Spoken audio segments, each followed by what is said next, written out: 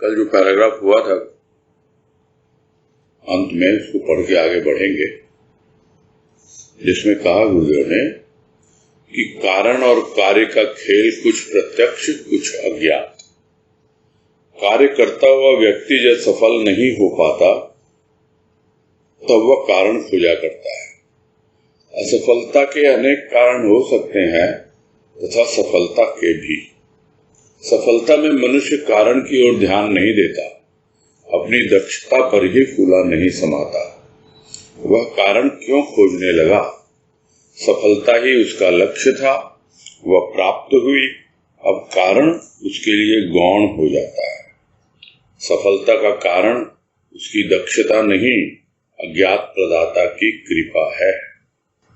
मनुष्य यदि अज्ञात प्रदाता की ओर ध्यान देता तो संभव है उसे रहस्य की कुछ बातें समझ में आती, किंतु ऐसा होता कहाँ है? जहां होता है वहां कारण भी स्पष्ट हो जाता है। ये बातें पहेली सम प्रतीत होती हैं, किंतु पहेली ही यदि सहेली बन जाए तो पहेली तो मनुष्य के ज्ञान वर्धन में सहायक होगी, चिंता का कारण नहीं। और वैसे तो ये पैराग्राफ बहुत ही स्पष्ट है और कल भी यही बात हुई थी कि इसमें विशेष कुछ डिस्कस करने का था नहीं, फिर भी समझ लेते हैं, क्योंकि पहले बताया गुरुदेव ने कि कार्य जो है वो तो प्रत्यक्ष दिखलाई देता है, किंतु जो उसका कारण होता है वो कई बार प्रत्यक्ष होता है और कई बार वो अप्रत्यक्ष होता है, यानी अज्ञात होता है। तो कुछ तो प्रत्यक्ष है और कुछ अज्ञात है। अब जो व्यक्ति कार्य कर रहा है उसके पीछे उसका उद्देश्य क्या है, उसका मोटिव क्या है? तो हर कोई चाहता है जो कार्य मैं कर रहा हूं उसमें मुझे सफलता प्राप्त हो, और वो सफलता उसे मिल भी जाती है, उसके कारण हो सकते हैं और असफलता के भी कारण हो सकते हैं।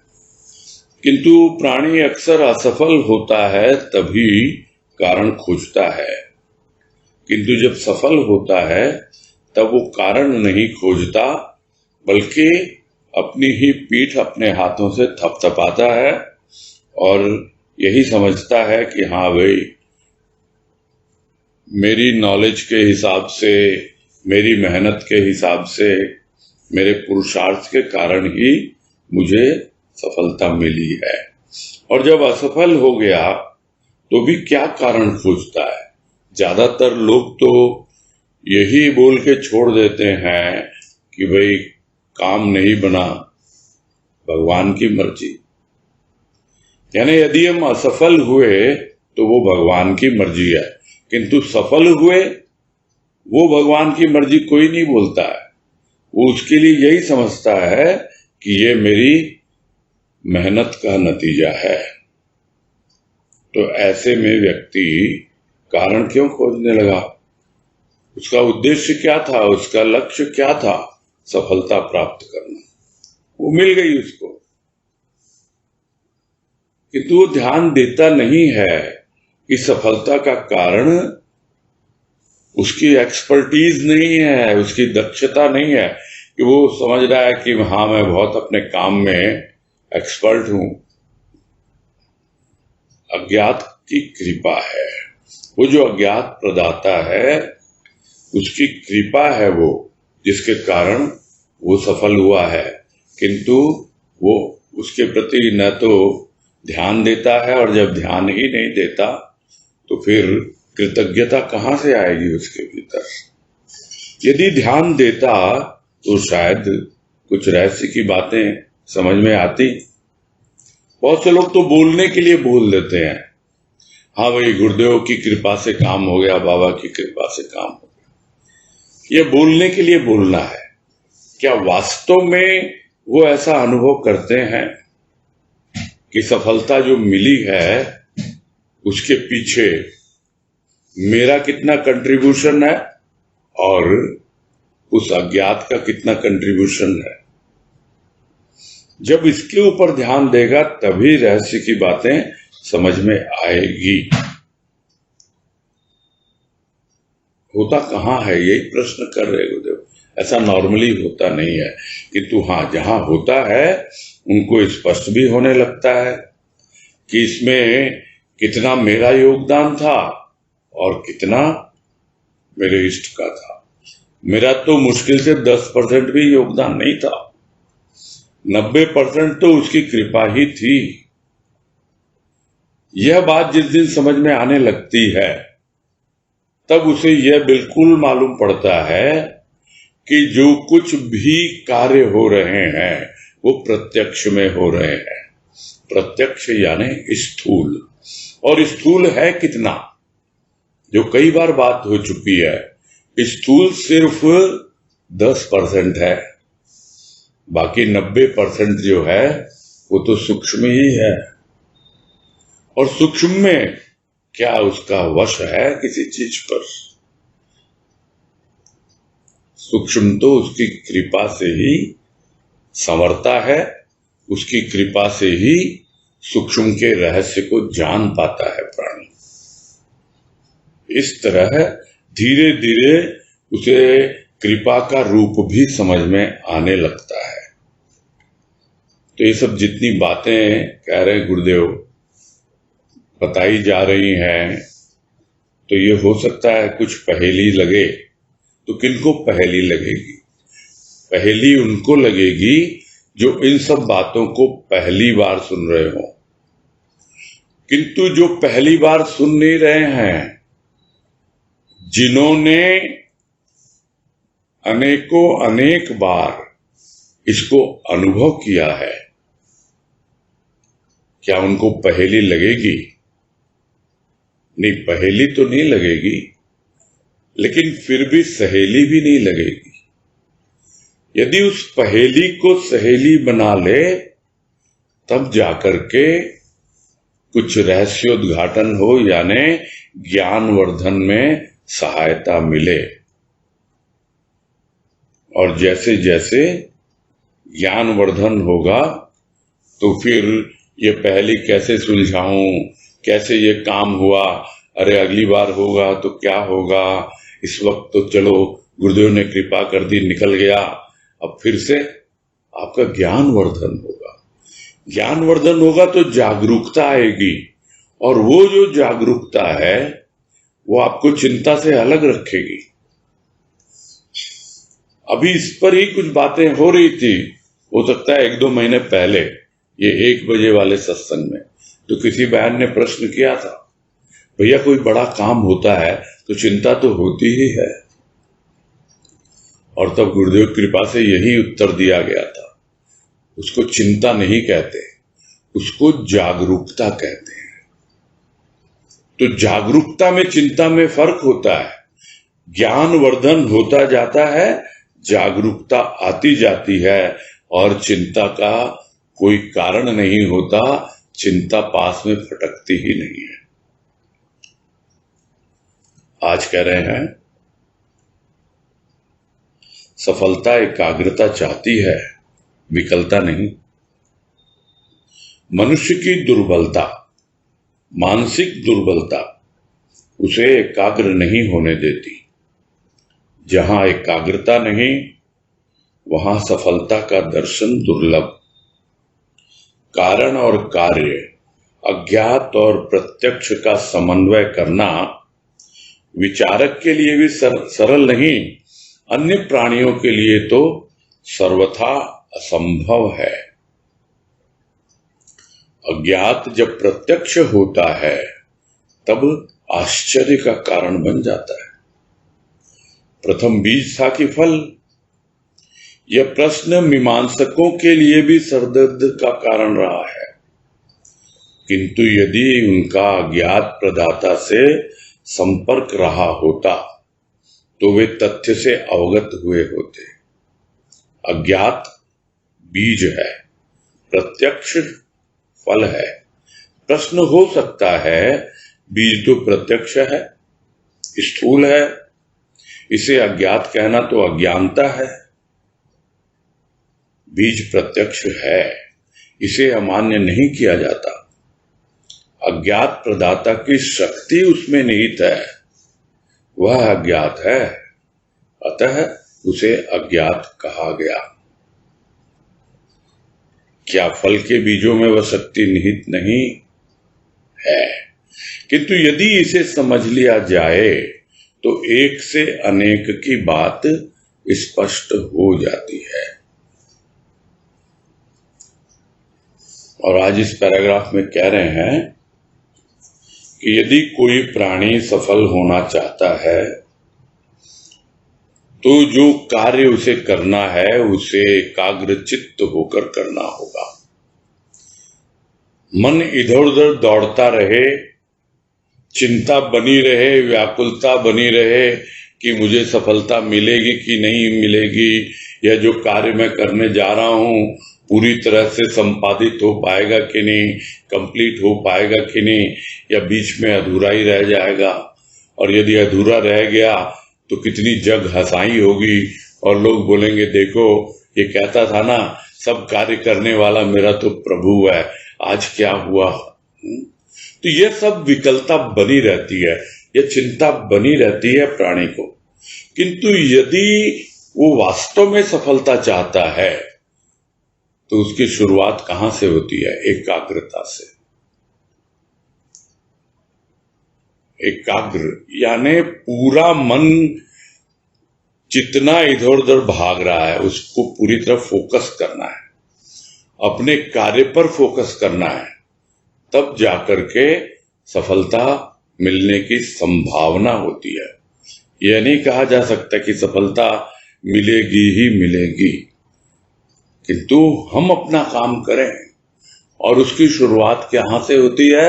एकाग्रता से।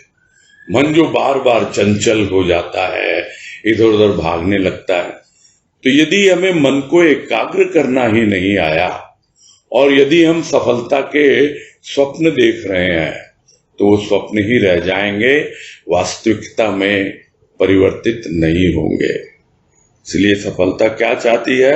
एकाग्रता चाहती है। सिर्फ उसके बारे में सोचते रहने से, चिंतित होने से या व्याकुल होने से काम नहीं बनता है। और एकाग्र नहीं होने का कारण भी गुरुदेव समझा रहे हैं आप कि उसकी मानसिक दुर्बलता है और कुछ कुछ शारीरिक दुर्बलता भी है। बहुत बार शरीर साथ नहीं देता है और शरीर का प्रभाव मन पर पड़ता है, और मन जो जिसके अंदर कोई विल पावर है ही नहीं, यानी इच्छा शक्ति नहीं है। मानसिक दुर्बलता क्या है? इच्छा की कमी। उसे लगता है ये काम मेरे ऊपर थोप दिया गया है, जबरदस्ती मुझसे करवाया जा रहा है। अब कौन करवा रहा है? तो बाहर में तो किसी न किसी को ढूंढ लेता वो, किंतु वो यह नहीं समझता यह तो नियति की ओर से तुम्हारे सामने रखा गया है। नियति के अनेक रूप हैं कि ये कार्य तो तुम्हारे सामने आना ही था, नियत था, ये निश्चित था पहले से। अब तुम इससे भाग नहीं सकते, जी नहीं चुरा सकते, किंतु जिसका मन दुर्बल होगा, चंचल होगा, वो बहाने ढूंढेगा कि जैसे तैसे मैं इस काम से बच जाऊं।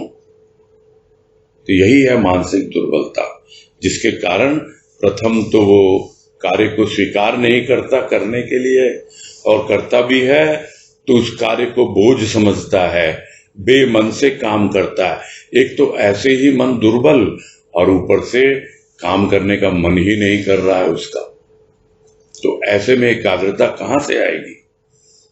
तो जहां एकाग्रता नहीं है और फिर प्राणी सफलता की उम्मीद करे तो यह तो गलत बात है। तो दर्शन दुर्लभ है उसको सफलता के पेश। और कारण क्या है और कार्य क्या है? क्यों मैं ये कार्य कर रहा हूं? इसका कारण क्या है? तो कारण तो अज्ञात ही रहता है। भले हम दूसरे पे दोष दे दें। नियति का मतलब क्या है? नियति का मतलब लोग कहते हैं भाग्य, और उसी को प्रारब्ध कहा जाता है कि भाई ये तो तुम्हारे भाग्य में लिखा हुआ था, ये तो इस तरह होना ही था। होना ही था मतलब करने के बाद नहीं, करने के पहले ही तुम्हारे सामने ये कार्य आना ही था। अब सफलता मिलेगी कि नहीं मिलेगी, किंतु यदि तुमने अज्ञात को समझ लिया है, अनुभव कर लिया है उस अज्ञात शक्ति को किसी न किसी रूप में, तो फिर तुम्हें पता होना चाहिए कि मेरा भाग्य किसके हाथ में है? भाग्य विधाता के हाथ में। वो भाग्य मेरे लिए अज्ञात है, किंतु उसके लिए अज्ञात नहीं है। तब जाकर समझ में आती है बातें कि जो कारण है वो तो मेरे लिए अभी अज्ञात है, और मुझे क्या करना है? मुझे तो कार्य करना है। और जो प्रत्यक्ष है वो कार्य है, और कारण जो है वो अज्ञात है, पता ही नहीं उसके बारे में। तो क्या किया जाए? जैसे भी हो, जितना समझ में आ रहा है, एक दूसरे का कोऑर्डिनेशन करते हुए, समन्वय करते हुए आगे बढ़ना है। यानी जो दिख रहा है स्थूल में प्रत्यक्ष, और जो नहीं दिख रहा है सूक्ष्म में अप्रत्यक्ष या अज्ञात, उन दोनों का समन्वय करते हुए जितना भी हमारी समझ है, हमारा जो भी सूक्ष्म का हिसाब किताब है, उसके आधार पर दोनों का समन्वय करते हुए आगे बढ़ना है। अन्यथा गुरुदेव कह रहे हैं ये तो विचारक के लिए भी सरल नहीं है। यानी जो विचार करके कार्य करते हैं, सोच विचार कर कदम उठाते हैं, पूरा अपना विवेक का व्यवहार करते हैं, अपने सारे फैक्टर्स, रिस्क फैक्टर, ये वो बिजनेस वाले सब जानते हैं चीजें, उसके लिए भी सरल नहीं है। तो अन्य प्राणियों के लिए क्या है? उनके लिए तो कह रहे हैं सर्वथा असंभव। जो विचार ही नहीं करता। अन्य प्राणी क्या है? विचार ही नहीं करते हैं। वो तो अंधी दौड़ में लगे हुए हैं, जिसे कहते हैं रैट रेस। जिधर दुनिया जा रही है उधर भाग रहे हैं, उसके अलावा उन्हें कुछ सूझता ही नहीं है। वो अपना जीवन नहीं जीते हैं, अपने बारे में विचार ही नहीं करते, सोचते ही नहीं। वो तो हमेशा जैसे दूसरे कर रहे हैं उसकी नकल करते हैं, और या फिर दूसरों के आदेशानुसार या निर्देशानुसार वो अपना जीवन व्यतीत करते हैं। तो उनके लिए तो सर्वथा असंभव है कि किस प्रकार से अज्ञात और प्रत्यक्ष का समन्वय किया जाए, किस प्रकार सूक्ष्म और स्थूल को एक साथ संभाला जाए। इसीलिए कह रहे हैं कि अज्ञात जब प्रत्यक्ष होता है तो आश्चर्य का कारण बन जाता है, क्योंकि उसके पहले तक तो वो अज्ञात था। कल तक किसने सोचा था कि इस तरह से कोई एक वायरस आएगा कोरोना के नाम से, और इस तरह से उनकी कृपा हम पर होगी और हम बैठ के रोज रोज सत्संग करेंगे? कौन सोच सकता था? कम से कम मैं तो नहीं सोच सकता था। जिसके लिए सप्ताह में एक बार रविवार को सत्संग जाना ही ऐसा लगता था, हाँ भाई मैं तो बहुत बड़ा सत्संगी हूं, तो किस पे एहसान कर रहे हो भाई तुम? सप्ताह में एक बार सत्संग चले गए। और अब लगता है उसकी कृपा का क्या रूप है, समझ नहीं पाता है प्राणी। तो वो अज्ञात जब प्रत्यक्ष होता है, कार्य रूप में दिखलाई पड़ता है, तब आश्चर्य होने लगता है। ये रे किसके पीछे कारण कुछ हो, दुनिया के लिए कोई और कारण होगा, किंतु हमारे लिए कुछ और ही कारण है। और वो हमें अभी प्रत्यक्ष दिखलाई पड़ रहा है। तो इस प्रकार से अज्ञात जब प्रत्यक्ष होता है तब आश्चर्य का कारण बन जाता है। अब प्रश्न उठ सकता है कि पहले बीज था या फल। भाई स्वाभाविक है, ये बहुत आपस में चर्चा करते रहते हैं लोग। इसीलिए गुरुदेव कह रहे हैं यह प्रश्न मीमांसकों के लिए भी सरदर्द का कारण रहा है। मीमांसक, उसके पहले कहा विचारक। मीमांसक और विचारक में क्या अंतर है? विचारक विचार करता है, वहीं से शुरुआत होती है। मीमांसक मीमांसा करता है, यानी और गंभीर गहन मनन चिंतन करता है। मनन चिंतन की एक गंभीर और गहन अवस्था वही मीमांसा कहलाती है। तो उसके लिए भी पहले फल आया या पहले बीज, उसके लिए भी सरदर्द का कारण है। वो कुछ कंक्लूजन पे नहीं पहुंच पाता, कुछ भी निष्कर्ष नहीं निकाल पाता है वो। किंतु यदि हां, उसका संपर्क उस अज्ञात प्रदाता से रहा होता तो फिर तथ्य से कुछ कुछ अवगत हुआ होता, पता लगता उसको। और उसी को आगे समझा रहे हैं कि बीज क्या है। बीज तो अज्ञात है। खोजो बीज को, कहां है बीज? मतलब बीज को ही तो रोपा था जमीन के अंदर, इस भूमि में। खोजो उसको, कहां है कहां है। खोदने लगता है, वहां बीज तो मिलता नहीं है, क्योंकि उसने बीज को बीज रूप में देखा है, स्थूल रूप में प्रत्यक्ष देखा है। किंतु उस बीज के भीतर जो अज्ञात छिपा हुआ है उसको उसने नहीं देखा, उसको अनुभव नहीं किया। इसलिए जड़ें खोदता है वो बोलता है यहां कहां बीज है, यहां तो जड़ ही जड़ है, मूल ही मूल है, यहां तो बीज दिखलाई नहीं पड़ रहा है। देखो बीज तो दिख रहा है, फल में दिख रहा है बीज, और आप कहते हो कि ये बीज यहां था। अज्ञात था और अभी भी अज्ञात है, क्योंकि बीज का रूपांतरण हो चुका है। फिर ऐसे लोग तो यही तर्क प्रस्तुत करेंगे, भाई बीज भी तो प्रत्यक्ष है, स्थूल है, तो इसको कैसे आप अज्ञात कह सकते हो? ये तो अज्ञात कहना भी आपकी अज्ञानता है।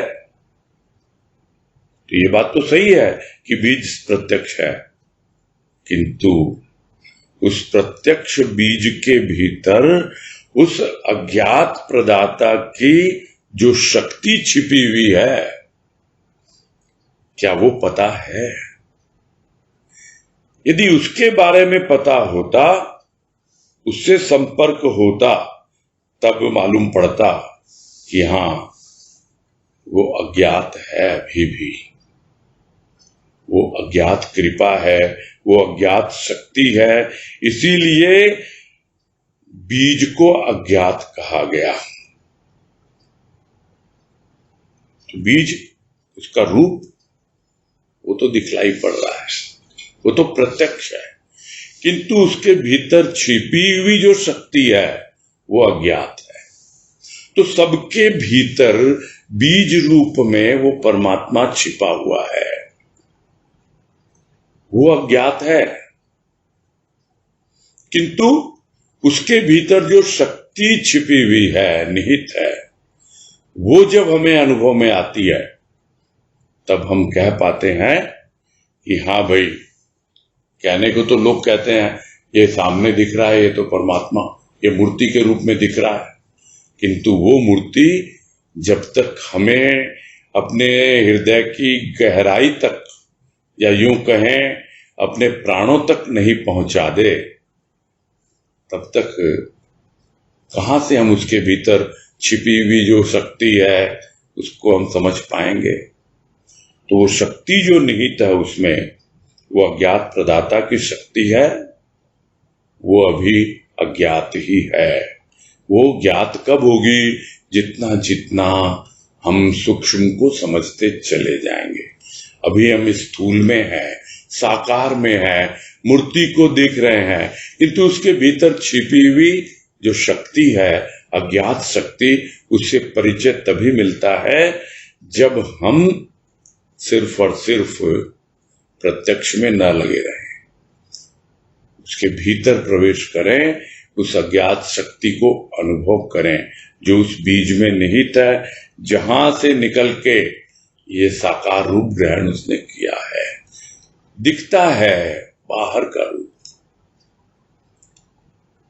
किंतु वो जो भगवान, वो जो परमात्मा जो छिपा हुआ था संत के भीतर बीज रूप में, उसको प्रकट किया उसने, उस शक्ति को, उस अज्ञात शक्ति को अनुभव किया और लोगों के सामने प्रकट किया, प्रत्यक्ष किया, तब जाकर के लोग उसे संत कहते हैं, उसे भगवान मानते हैं। तो यही समझना है। अब कोई कह दे अरे वो तो संत है, उनकी बात तो अलग है, किंतु यह बीज रूप में परमात्मा सभी में छिपा हुआ है और वो शक्ति उसमें जो छिपी है, बीज सब है, सब मानव तन सबका दिखाई देता है, वो प्रत्यक्ष है। किंतु जो अज्ञात शक्ति भीतर है सूक्ष्म में, और भीतर आत्म शक्ति के रूप में जो शक्ति का उद्गम है, परमात्मा की शक्ति आत्मा में जो छिपी हुई है, उससे कहां कनेक्शन हो पाता है, जबकि उसी शक्ति से सारा कार्य हो रहा है। और इसीलिए हम अज्ञात कहते हैं, क्योंकि हम वहां तक अभी पहुंचे नहीं है। तो यहां उदाहरण यही ले रहे हैं कि हाँ ठीक बात है, बीज सामने दिखलाई दे रहा है, इसलिए मना नहीं कर सकते, किंतु उसके भीतर जो छिपी हुई शक्ति है वो दिखलाई नहीं दे रही है, वो अज्ञात है, इसीलिए उसको अज्ञात कहा गया है। फिर प्रश्न उठ सकता है, क्या फल के बीजों में वो शक्ति नहीं है? बिल्कुल है। तो अगर है तो इसको समझ लो ना कि वो एक बीज था और अब अनेक बीजों में परिवर्तित हो गया। एक से अनेक की बात स्पष्ट हो जाती है। वो एक परमात्मा बीज रूप में सृष्टि के अंदर समा गया और पूरी की पूरी सृष्टि में वो बीज रूप में व्याप्त है। ये बात स्पष्ट हो जाती है कि वो एक ही अनेक रूपों में भासता है, दिखलाई देता है, अनुभव में आता है। तब वो बात भी समझ में आने लगती है। आगे कह रहे हैं, सीमित बुद्धि तर्क प्रधान, वहां तथ्य बुद्धि के तराजू पर लटकती रहती है। जिस ओर का पल्ला भारी उधर ही विजय। वहां तथ्य का क्या काम? शास्त्रार्थ और बुद्धि बल का प्रयोग ही अनेक मत मतांतरों का जनक बना। उनकी दृष्टि में तर्क से सिद्ध किया हुआ कथन ही प्रामाणिक है। स्वयं को ब्रह्म मानने तथा कहने वाले भी तर्क की शरण में जाते हैं। बुद्धि में भ्रम का स्थान न बनाया जाए तो वह तर्क ही निरर्थक। वे कहते हैं, यूं ही क्या मान्यता को हम प्रधानता दें, हमें बुद्धि की कसौटी पर उसे कसना होगा। तर्क को न्याय संगत अर्थात उदाहरण सहित ठहराना होगा। धन्य है उनका ज्ञान तथा ज्ञान का अभिमान। परंपराओं को प्रधानता देने वाला व्यक्ति अंधभक्त ही कहलाएगा, सत्य का उपासक नहीं। और जो मीमांसक हैं, जो तथाकथित ज्ञानी हैं, जो तर्क के द्वारा ही सब कुछ सिद्ध करना चाहते हैं, वो समझते नहीं है कि बुद्धि तो बहुत सीमित है और वहां पर सिर्फ तर्क ही तर्क की बातें होती हैं, तथ्य की बातें नहीं होती हैं। तो तथ्य कहां से प्रकट होगा? तथ्य तो तर्क के साथ साथ बाएं दाएं लटकता रहता है। जिधर बुद्धि जिसकी थोड़ी सी शार्प हुई, उधर उसने अपना तर्क प्रस्तुत कर दिया, वो तराजू उधर झुक गया और उसके बाद में जिधर वो हुआ उधर झुक गया। यहां पर समन्वय की कोई बात नहीं है, संतुलन की कोई बात नहीं है। हर कोई जो तर्क में लगे हुए हैं एक दूसरे को नीचा दिखाने में या अपने आप को ऊंचा दिखाने में लगे हुए हैं। जिस तरह एक और तराजू नीचे झुकेगा तो दूसरी ओर से ऊंचा हो जाएगा, यानी तुम हल्के हम भारी, हमारा तर्क तुमसे मजबूत। तो इस तरह से तर्क वितर्क चलता रहता है, शास्त्रार्थ चलता रहता है। तो वहां पर कोई भी तथ्य के ऊपर ध्यान नहीं देता है। और इसी प्रकार से लोग शास्त्रार्थ और बुद्धि बल का प्रयोग करते रहे हैं, न जाने युगों युगों से। और आज भी होता है, ऐसा नहीं है। आज भी कितने ही आश्रम इस तरह से बने हुए हैं और वो जो परंपरा उनकी चल रही थी वो आज भी चल रही है।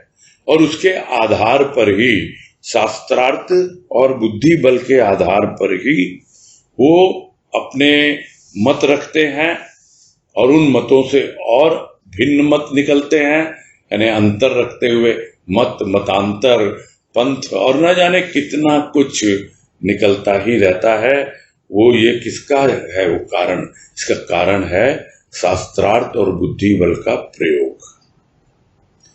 और उनके अनुसार क्या है कि जब तक आप तर्क की दृष्टि से सिद्ध नहीं कर दो तब तक जो भी आप कह रहे हो कि भाई मेरा अनुभव कहता है कि ये तथ्य है, ये फैक्ट है, मैंने अनुभव किया, बोला प्रूफ कीजिए इसको, तर्क रखिए अपना। आप तर्क रखेंगे, वो रखेंगे और बुद्धि बल का प्रयोग चलता ही रहेगा। और ये ज्यादातर कौन करता है? ये वो करता है जो अपने आप को ब्रह्म समझता है। अहम ब्रह्मास्मि, मैं ही ब्रह्म हूं। वो भी तर्क की शरण में ही जाते हैं क्योंकि उन्हें लगता है कि उन्होंने भी शास्त्रार्थ और तर्क के द्वारा ही दूसरों को परास्त किया है और इस अवस्था में वो पहुंचे हैं और तर्क के द्वारा ही उन्होंने सिद्ध किया है और उसी को वो प्रमाणिक मानते रहे हैं कि वही प्रमाण है। वो अनुभव को प्रमाण नहीं मानते हैं। आप कितना कहते रहो ये तथ्य है, मेरा अनुभव नहीं, जबकि प्रमाण तो हमारे लिए तो अनुभव ही है। किंतु दूसरे को जब तक वो अनुभव न हो जाए तब तक वो तर्क वितर्क करेगा ही, बहस करेगा ही। तो क्या बहस के द्वारा बता सकते हैं? इसलिए सीधी सीधी बात इतनी सी कही गई है, वो क्या कि भगवान या आस्था कोई तर्क का विषय नहीं है। किंतु समझते नहीं है लोग कि तर्क का विषय तो नहीं है किंतु अनुभव का विषय है। अनुभव भी नहीं किया, तर्क भी नहीं किया और अपने आप को भक्त मानने लग गए। बस ये सबसे बड़ी विडंबना है। उनसे तो वही अच्छे हैं जो कम से कम तर्क करके कुछ न कुछ तो अपना बुद्धि का काम लेते हैं और दूसरों को ये समझाते हैं कि हाँ भाई भगवान ने तुमको बुद्धि भी दी है। ठीक है, उनका ज्ञान पूरी तरह से शुष्क ज्ञान है, तर्क पर आधारित है, अनुभव पर आधारित नहीं है। और किस प्रकार से दूसरे के ऊपर भारी पड़ेंगे, हावी होंगे, तो उसको समझा रहे हैं गुरुदेव कि यदि आप सामने वाले की बुद्धि में खोज के निकाल लो कि कहां इसके भ्रम है, बस तब आपको उसको कन्विंस करने की जरूरत नहीं पड़ेगी। तर्क के द्वारा हम क्या करते हैं, सामने वाले को संतुष्ट करने का प्रयास करते हैं कि हाँ जो मैं कह रहा हूं वो सही है। अगर वो कन्विंस नहीं हो रहा तो आप ढूंढ लो कहां भ्रम है इसके भीतर। तो वही कह रहे हैं गुरुदेव, उसका स्थान न बना जाए तो फिर तर्क तो निरर्थक है। और ये पढ़ते पढ़ते बहुत सालों पहले, पता नहीं, हो सकता है जब हम स्टूडेंट रहे होंगे, और हम लोग इंजीनियरिंग कॉलेज के स्टूडेंट, और इन सब में कई तरह की बातें होती रहती हैं, और उसमें एक सुनी हुई बात याद आ गई मुझे, बड़े काम की है और इसी संदर्भ में है, और वो यही बात थी कि if you can not convince, confuse. कि यदि आप किसी को संतुष्ट नहीं करते, कन्विंस नहीं कर पाते, यानी आपकी बात से वो एग्री नहीं करता, तो क्या करें? कंफ्यूज कर दीजिए, उसको भ्रमित कर दीजिए, तब वो मानी बात है, वो हार मान लेगा। यही कह रहे हैं यहां कि भ्रम का स्थान बनाना पड़ता है, कंफ्यूज करना पड़ता है। तो तर्क वाले का पहला ध्यान कहां होता है? सामने वाले को कंफ्यूज करना, और फिर कन्विंस करो अपने पॉइंट पर। तो ऐसा तो है नहीं उसको ज्ञान पूरा हो गया हो, और हो करके भी क्या होगा? वैसे लोग भी तो तर्क की शरण में ही चले जाते हैं, और वो यही कहते हैं हम आपकी मान्यता को क्यों प्रधानता दें। हो सकता है आपका अनुभव हो, आप मानते होंगे इन सब चीजों को, आपकी अलग मान्यताएं हैं। अगर आप मानते हैं तो बताइए हमको, उसको तर्क के द्वारा न्याय संगत, यानी उदाहरण देके बताइए। बुद्धि की कसौटी पर कसना होगा आपको, तब मालूम पड़ेगा। तो गुरुदेव क्या कह रहे हैं यहां? अरे भाई, धन्य है उनका ज्ञान और ज्ञान का अभिमान। यह तो चला ही आ रहा है ज्ञान के नाम पर, किंतु दूसरे लोग भी हैं जो प्रधानता देते हैं किसको? परंपराओं को। वो भी नहीं सुनते अनुभव की बातें कि हाँ भाई हमें अनुभव है, हमने राह पकड़ी, हमने प्रेम और भावपूर्ण जीवन जिया, हमने सतगुरु की शरण ली है, हमें बहुत तरह के अनुभव उनकी कृपा से हुए हैं। तो वो अपनी मान्यताओं को छोड़ने वाले नहीं है, अपनी परंपराओं को छोड़ने वाले नहीं है। तो अपनी परंपराओं को प्रधानता देने वाला व्यक्ति अंधभक्त ही कहलाएगा, सत्य का उपासक नहीं।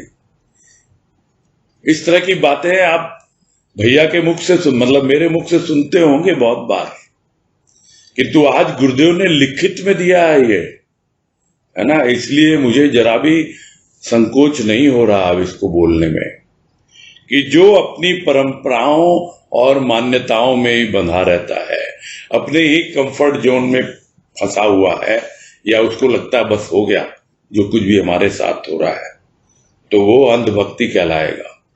वो देखा देखी। अंधी भक्ति क्या होती है? अपना कुछ नहीं, बस चल रहा है, लकीर पीट रहे हैं बस, और कुछ नहीं है। जो सत्य का उपासक होता है वो अनुसंधान करता है, खोज करता है, जो अनुभव मिलते हैं उसको और आगे बढ़ाने के लिए अपने और गहराई में जाता है कि उस अज्ञात शक्ति का क्या रूप है। यह नहीं कि अज्ञात शक्ति बोल करके मैं उसको छोड़ दूं। हाँ भाई, वो तो अज्ञात शक्ति है, उसको तो क्या कर सकते हो आप, लेकिन गुरुदेव कहते हैं अज्ञेय नहीं है। तो यदि अज्ञेय नहीं है तो आप बढ़ो तो सही, उस ओर जाना जा सकता है। ठीक है, पूरा कोई नहीं जान पाया आज तक, लेकिन जितना जान सकते हैं उतना तो जानेंगे ना। किंतु हम तो अपनी वही परंपराओं में, मान्यताओं में ही बंधे रहते हैं। आगे कह रहे हैं, सत्य का आंशिक रूप सत्य तो है, पूर्ण सत्य नहीं। पूर्णता अज्ञात में है, प्रत्यक्ष पूर्ण नहीं। पूर्ण अपूर्ण, अज्ञात ज्ञात का विवेचन मानवीय बुद्धि के द्वारा किया जाना सदा भ्रमात्मक रहा है। महापुरुष की वाणी तथा कार्य साधारण जन से भिन्न रहते हैं, किंतु वे अर्थात वाणी तथा कार्य पूर्ण हैं, यह कहना अंधविश्वास है। पूर्णता की झलक संभव है, पूर्णता नहीं। पूर्णता अज्ञात शक्ति के प्रत्येक कार्य में है, जिसे साधक साधना तथा अज्ञात कृपा के बल पर ही जान सकता है, केवल साधना के द्वारा नहीं। और इसमें और स्पष्ट कर दे रहे हैं गुरुदेव कि क्यों कहा मैंने एक सत्य का उपासक है और एक अंधभक्त है। अंधभक्त अपनी परंपराओं में फंसा रहता है, और जो सत्य का उपासक है वो यदि उपासना करे, सत्य के नजदीक जाने का प्रयास करे भी, और उसे कुछ कुछ सत्य की अनुभूति होने भी लगे किसी के भी माध्यम से, वो जिसको पूर्ण मान रहा है, पूर्ण संत मान रहा है, पूर्ण गुरु मान रहा है, उसके द्वारा यदि कुछ उसे अनुभव में आने भी लगे तो भी वो सत्य जो है वो अज्ञात रह जाएगा। जो कुछ प्रत्यक्ष हुआ, अनुभव में आया, वो तो आंशिक सत्य है, क्योंकि पूर्ण सत्य की अनुभूति कहने को अनुभूति है, किंतु वो तो अनुभूति भी नहीं है। ये बातें पहले हो चुकी हैं। तो सत्य का आंशिक रूप सत्य तो है, उसमें सत्य है, कोई संदेह नहीं है, किंतु वो पूर्ण सत्य नहीं है। तो वो पूर्ण सत्य क्या है, वो पूर्णता कहां है, वो अज्ञात में है। तो वो जो अज्ञात है वो अज्ञात ही बना रहता है। जो प्रत्यक्ष दिखलाई दे रहा है वो पूर्ण नहीं है। पहली लाइन तो गुरुदेव ने लिख दी, अज्ञात प्रदाता प्रत्यक्ष समर्पण। तो यदि हमें प्रत्यक्ष है समर्पण, तो क्या हमारा समर्पण पूर्ण है?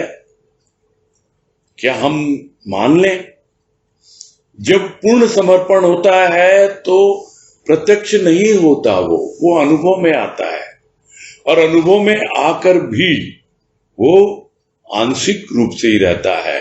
अन्यथा प्रदाता तो अज्ञात है, देता रहता है भीतर से और अपने आप अपनी ओर खींचता रहता है।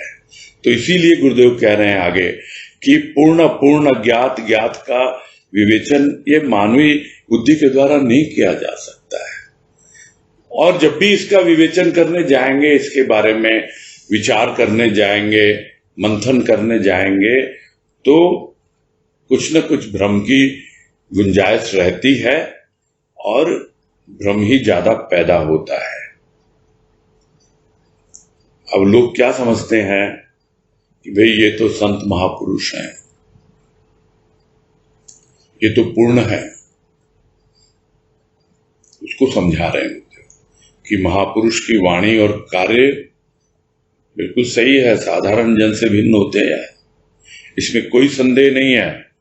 किंतु यदि कोई यह मान बैठे कि वो कार्य तथा वाणी पूर्ण है, यह अंधविश्वास कहलाएगा।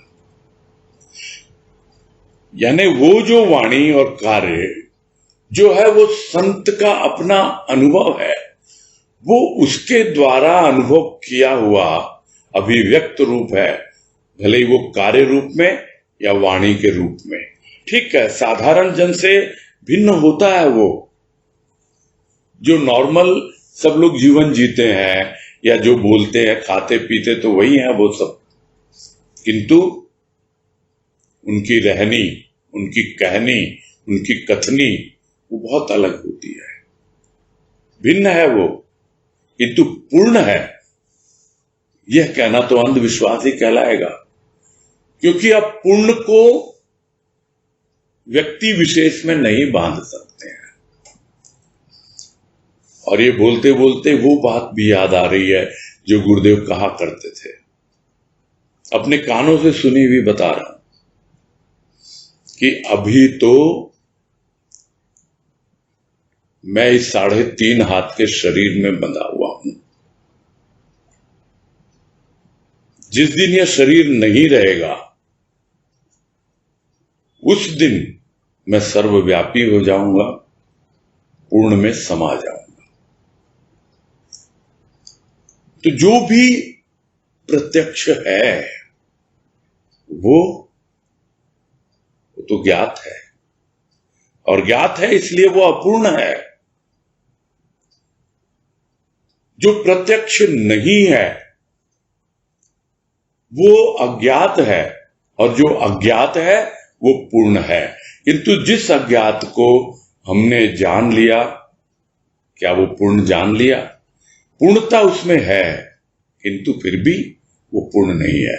जिसको कहा पहले ही लाइन में कि वो सत्यांश है, वो पूर्णांश है, पूर्ण का अंश है उसमें, किंतु वो पूर्ण नहीं है। उनके वाणी और कार्य को कोई यदि कहे पूर्ण है तो यह तो अंधविश्वासी कहलाएगा। हाँ, झलक मिलती है पूर्णता की, किंतु फिर भी वो पूर्णता नहीं है। पूर्णता तो अज्ञात शक्ति के प्रत्येक कार्य में है। वो जो अज्ञात शक्ति है उसके प्रत्येक कार्य में है, यानी जो प्रत्यक्ष है। और वो शक्ति जो है वो अप्रत्यक्ष है, यानी अज्ञात है। जो अज्ञात है वो ज्ञात कब होता है? जब हम उसे जानते हैं। लेकिन जानना हमेशा प्रत्यक्ष में ही नहीं होता, अनुभव के द्वारा भी जाना जा सकता है। जिसको वाणी तो काफी बड़ी है वो, किंतु चेतना की अंतिम या अंतिम पेज पर है वो वाणी कि शक्ति का कोई रूप नहीं होता, शक्ति के कार्य होते हैं। कैसे जाना? अनुभव से। अनुभव किसने दिया? शक्ति ने। मनुष्य प्रधानता देता है स्वयं को कि मैंने अनुभव किया। बस ये समझ लेना चाहिए, मैंने अनुभव नहीं किया, उसकी कृपा ने मुझे अनुभव दिया। इतना सा सूत्र है, अगर जीवन में समझ लें तो फिर वो अनुभव उस शक्ति के द्वारा होता है। वो भले ही हम उसे अज्ञात शक्ति कहें, उसका कोई रूप नहीं है इसलिए उसे अज्ञात कहा जाता है। वो अरूपी है, वो सूक्ष्म है, किंतु जब वो सूक्ष्म से भी परे हो जाता है तब वो अरूप नहीं रहता, वो स्वरूप हो जाता है। जो पिछले लेख में गुरुदेव ने कहा कि क्या है ये यात्रा, रूप से अरूप और अरूप से स्वरूप। इस तरह से हम उस अज्ञात को, उस पूर्ण को पी तो नहीं सकते, उसमें समा जरूर सकते हैं। हमें प्यास है सागर की, पीना चाहते हैं पूरा सागर, पी तो नहीं सकते। हाँ, उस सागर में समा सकते हैं, तो हम भी सागर ही हो जाते हैं। बस इतनी सी बात समझनी है, तब सब बातें समझ में आ जाती हैं कि पूर्णता अज्ञात शक्ति के प्रत्येक कार्य में है, चाहे वो स्थूल का कार्य, सूक्ष्म का कार्य, सब कुछ। और जिसे समझ पाता है साधक, अनुभव कर पाता है, जान पाता है, उस अज्ञात की कृपा के बल पर ही। केवल साधना में लगे रहेंगे तो उसके द्वारा नहीं। यहां साधना से क्या मतलब? पुरुषार्थ। पुरुषार्थ से क्या मतलब? कोई समझे मैंने इतना कर दिया, तुम्हारे हाथ में था ही कितना? तुम्हारे हाथ में तो 10% था जो तुमने किया। हाँ, अपने ऊपर पूरी कृपा कर दी, अपने ऊपर 100% कृपा कर दी, तो फिर उस अज्ञात की कृपा हमें 100% मिलनी ही मिलनी है। इसमें किसी को कोई संदेह नहीं होना चाहिए। यह इक्वेशन यहां गुरुदेव स्पष्ट रूप से बता रहे हैं कि केवल साधना के द्वारा नहीं होता है, उसमें यह मान के चलना है पूरी तरह कि अज्ञात की कृपा के बल पर हम जान पाते हैं कि अज्ञात शक्ति के प्रत्येक कार्य में पूर्णता छिपी हुई है। जहां कहीं हमें उस पूर्ण का अनुभव हो, हम उसमें गोता लगाएं पूरा अच्छी तरह से, सिर्फ बाहर बाहर उसका आचमन करके नहीं छोड़ दें कि हाँ हमने तो स्वाद ले लिया। प्रारंभ में वो आवश्यक है। प्रारंभ में उसकी क्वालिटी पर रखने के लिए कि जो समुद्र की क्वालिटी है उसको परखने के लिए उसका आचमन करना है, यानी अपनी अंजुली भर के उसका स्वाद लेना है। स्वाद मिल जाता है किंतु पूरी तरह जब समाएगा तब मालूम पड़ेगा कि वास्तव में ये क्या पूर्णता का रूप होता है, किस तरह रूप से स्वरूप की यात्रा होती है। बस यही पूरा करते हैं।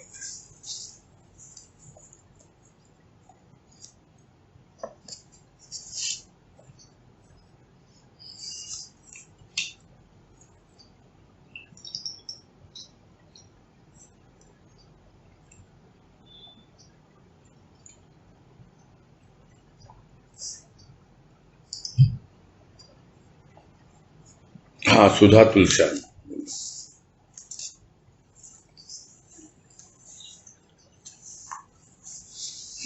हेलो, मैं अजय बोल रहा हूँ भैया, प्रणाम। अजय बोल रहा हूँ भैया, प्रणाम। सुधा तुलसियान के यहाँ से अजय? हाँ भैया, मैं इनके यहाँ आया हुआ था। अच्छा, अजय बंसल। अच्छा। नहीं, अजय और भी है ना, झुंझुन वाला भी है एक। हाँ, अजय बंसल बोल रहा हूँ। हाँ, बोलिए। भैया, ये थियरी तो समझ में आती है कि 10% मेरा कंट्रीब्यूशन, 90% भगवान का, ईश्वर का कंट्रीब्यूशन, और बोलते भी हैं। लेकिन जैसे पहले भी बात आई थी कि वो ऊपरी बोलते हैं, अंदर से तो कुछ और ही चल रहा है कि अपने कोई डूअर मानना। तो ये जो इससे कैसे, इसको वाकई में कैसे एक्सपीरियंस किया जाए, क्योंकि बोल ही रहे हैं, बाकी अंदर से तो लग रहा है कि मैं ही सत्संग में बैठा हूं, मैं ही कर रहा हूं, मेरी वजह से काम हो रहा है। तो इसको कैसे एक्सपीरियंस में लाया जाए?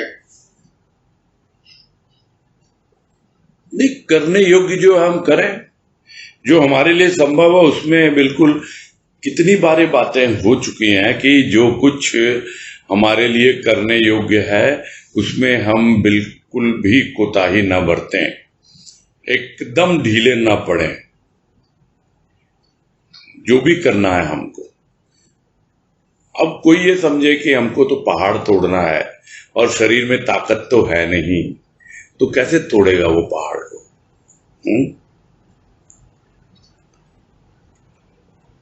समझना है बस कि मेरे द्वारा जो भी संभव है उसको मैं पूरी तरह से समर्पित होकर के अपना जितना मैं 100% दे सकता हूं दिया मैंने, बाकी उस पर छोड़ दिया। अब उसकी मर्जी है वो क्या करता है कि नहीं करता है। This is very simple theory. क्या करना है आपको, जो आपको करना है, जो आपको उचित लगता है। जितना विवेक आपका गवाही देता है, अभी धीरे धीरे विवेक बढ़ेगा, आपका इंटेलेक्ट आगे आएगा और थोड़ा सा आपका आईक्यू लेवल उठेगा, तो आप अपने आप समझोगे अभी तक तो मैं खिलौनों से ही खेलता रहा था।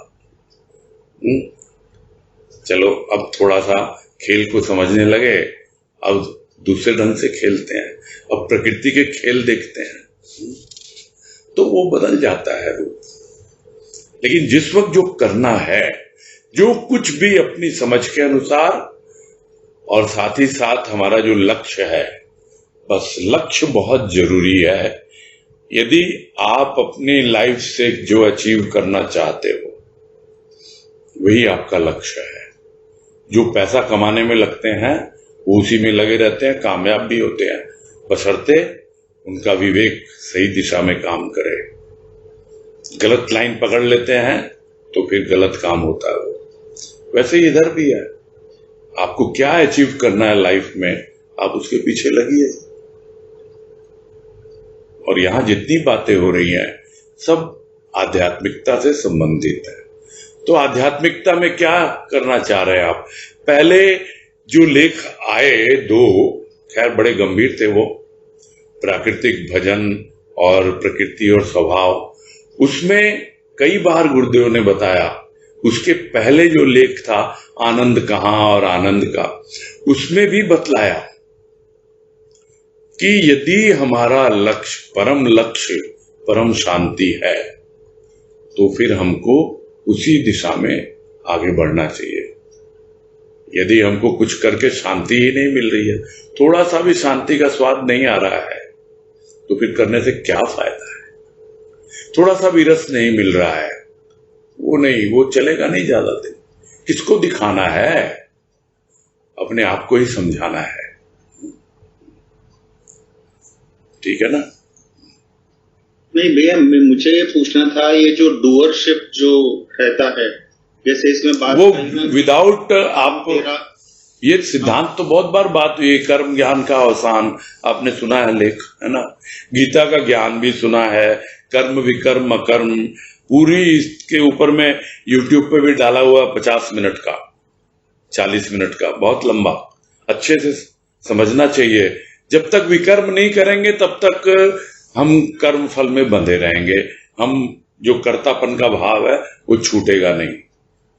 विशेष कर्म, विकर्म के द्वारा, विशेष कर्मों के द्वारा ही कर्तापन का भाव छूटता है।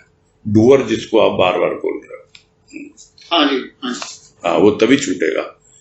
उसका दिया हुआ कार्य है, कर रहे हैं हम। ये सब बातें खाली सुन ही रहे हैं, तो सुन रहे हैं तो सुनते रहो। हो सकता है किसी दिन एक नया सूरज उगेगा है और आप अपने आप को बदला हुआ पाओगे। सुनने का भी फायदा तो होता ही है, ऐसा नहीं है। हाँ। कैसे का कुछ नहीं है। अगर आपको सुनने में भी रस नहीं मिल रहा है, आपको लग रहा है टाइम पास कर रहे हैं, तो फिर निरर्थक है, फिर कोई यूज नहीं है। नहीं, वो तो रस तो आ रहा है। हाँ, तो चलो उस पे भैया, बात करने से नहीं होता ना, खाली सवाल जवाब करने से जिंदगी नहीं बीतती है, करना होता है। और डूअर मतलब क्या? कुछ विशेष करना ही पड़ेगा आपको। कुछ जो करते रहे हो ना अब तक, उससे अलग हटके कुछ करना पड़ेगा, है ना? ठीक है? हाँ भैया, प्रणाम। हरिओम। तनुश्री शर्मा।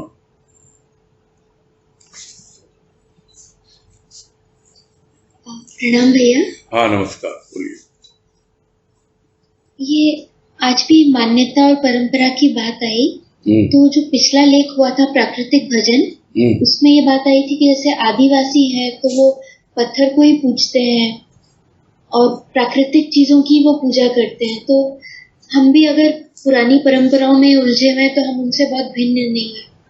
तो कम से कम हम अपनी मान्यताएं बदले, उसकी जगह सत्य की हम मान्यता रखें तो हमारी कल्पनाएं भी बदलेंगी। हम कल्पना भी फिर सत्य की करेंगे। हाँ। तो हम ये पूछना चाह रहे थे कि जैसे ये हमको कल्पना करना जरूरी है क्या? अभी जैसे हम साकार के रूप में किसी को मान रहे हैं, हमारा इष्ट है, तो क्या हमको एक निराकार उसके रूप की कल्पना करनी चाहिए हमारे भीतर बैठा हुआ? मतलब ऐसी कुछ कल्पना करेंगे हम, तभी हम आगे बढ़ पाएंगे। कैसे पूछना? निराकार का कोई रूप ही नहीं है तो कल्पना क्या करोगे?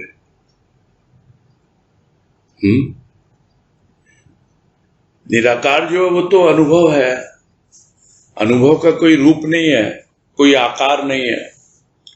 तो जो अनुभव है उस पर बढ़ेंगे आगे हम, तो तब मालूम पड़ेगा, है ना? रूप से फिर अरूप में तो आए हम, सूक्ष्म में तो आए। सूक्ष्म में अनुभव है, उसके अलावा नहीं है कुछ। और वो कहां से आएगा?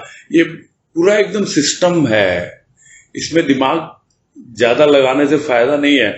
एक बार दो बार हमने समझ लिया, उतना ही काफी होता है कि ये 4 स्टेजेस हैं। सबसे पहले साकार होता है, फिर सगुण होता है, फिर निराकार होता है, फिर निर्गुण होता है। हम एक साथ बोल देते हैं सगुण साकार, बिना गुणों की पहचान के हम जाएंगे नहीं, निराकार की ओर बढ़ेंगे नहीं। हम गुण का कोई आकार नहीं है, सूक्ष्म होते हैं गुण। ये सब बातें तो कितनी बार हो चुकी है। उसका कोई रूप नहीं है, कोई आकार नहीं है उसका, समझ रहे हैं ना। तो जो सत्य का उपासक होता है, सबसे पहले तो वो साकार से सगुण की ओर जाएगा, और सगुण के बाद में फिर वो और आगे बढ़ेगा, गुणों को जिएगा, उनको धारण करेगा, उनका अनुभव करेगा, तब वो निराकार को अनुभव कर पाएगा। नहीं तो एकदम से छोड़ दोगे, जिसको गुरुदेव ने कहा भाव में क्या होता है, प्रथम इष्ट होता है, तो पहले तो इष्ट का रूप रखना ही होगा ना भाव में,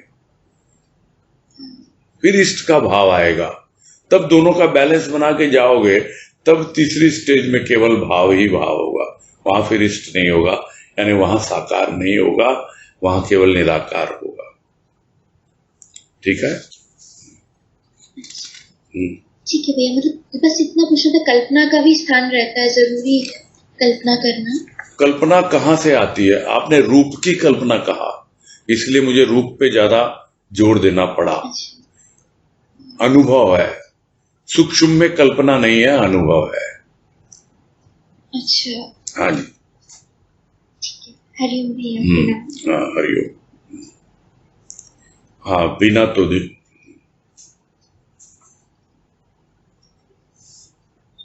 प्रणाम भैया। हाँ नमस्कार, बोलिए। भैया आपने एक्सप्लेन तो किया कि, पर थोड़ा सा कंफ्यूजन है यहाँ पर कि महापुरुष की वाणी तथा कार्य साधारण जन से भिन्न रहते हैं, किंतु वे वाणी तथा कार्य पूर्ण है, यह कहना अंधविश्वास है। भैया यहाँ पे ये बात थोड़ी समझ में कम आ रही है कि जैसे वाणी को कैसे पूर्ण नहीं मानेंगे, लगता है कि वाणी तो पूर्ण होती है अपने आप में, या थोड़ा सा यहाँ पे समझ में मुझे आया नहीं। सभी पूर्ण है, पूर्ण की दृष्टि से सब पूर्ण है। जो हम लोग बोलते हैं प्रार्थना में, पूर्णमद पूर्णमिदं पूर्णात् पूर्णमुदच्यते पूर्णस्य पूर्णमादाय पूर्णमेवावशिष्यते। इसका तात्पर्य आप देख लेना। जिस ऋषि ने यह उद्घोष किया है, उसने यही कहा है कि वो पूर्ण तो ऐसा है कि वो पूर्ण से ही सब निकले हैं और सब पूर्ण ही हैं, और जब निकले हैं पूर्ण से तो पूर्ण में कोई कमी नहीं आई है, वो पूर्ण का पूर्ण ही बना हुआ है। जो निकले हैं वो भी पूर्ण ही हैं। अब आप पूर्ण किसको मानते हो? पूर्ण आप बीज को मानते हो, जो पहले उदाहरण आया। अगर बीज अपने आप में पूर्ण है तो पूर्ण है, किंतु बीज के अंदर जो शक्ति छिपी हुई है वो तो अज्ञात है ना। तो पूर्ण तो है हमारे भीतर, वाणी पूर्ण है, इसमें कोई संदेह नहीं है, किंतु वो बीज रूप में है।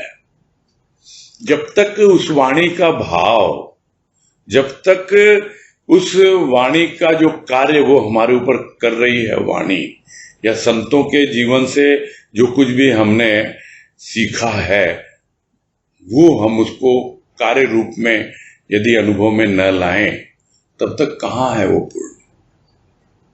बीज रूप में है वो। उसमें छिपी हुई जो शक्ति है वाणी के भीतर, वो जब तक प्रकट नहीं होती, हमारे अनुभव में नहीं आती, तो वो कहाँ है? वो कैसे आएगी? भाव के द्वारा आएगी। तो वाणी भाव छिपा हुआ है, बीज रूप में है वाणी, होने को तो पूर्ण है। जो पहले बतलाया कि वो एक से अनेक हुआ, तो वो एक कौन? वो एक बीज रूप में, अनेक रूपों में वही बीज। तो बीज मिटकर भी बीज ही बनता, किंतु ये बीज तो ऐसा है जो मिटता ही नहीं है, वो फिर भी बीज बना रहता है। तो इन सब बातों का सार इतना ही है कि वाणी को जो पूर्ण कहा गया, उसमें पूर्ण की झलक है। अब वो झलक भी अगर हमको ना मिले, वो झलक किसकी है? भाव की झलक है। उस भाव को जब पूरा अवगाहन करेंगे, पूरा उसमें डूबेंगे, नहाएंगे, धोएंगे अच्छी तरह से, पूरा भीतर बाहर, और तब जाकर के हम उस भाव के द्वारा स्वभाव तक पहुंचेंगे, तब उस अवस्था में सब पूर्ण है, सभी कुछ पूर्ण है, फिर कोई भी अधूरा नहीं है। जब तक स्थूल रूप है, जब तक वाणी शब्द रूप है, तब तक वो अधूरी है। जब वो वाणी का भाव रूप आता है, तब उसकी यात्रा पूर्णता की ओर बढ़ती है। और जब पूरी तरह से भाव में हो जाएंगे हम, और वो भाव हमें स्वभाव तक पहुंचा देगा, तब पूर्ण ही पूर्ण है, उसके अलावा कुछ है ही नहीं। तो पूर्ण की सृष्टि में सब पूर्ण है, पूर्ण से ही निकले हैं, पूर्ण में ही समा रहे हैं। प्रत्येक क्षण सिर्फ रूपांतरण हो रहा है और कुछ नहीं है। वो रूपांतरण भी ऊपर है, भीतर में नहीं है। भीतर में तो पूर्ण है ही, सब में विराजमान।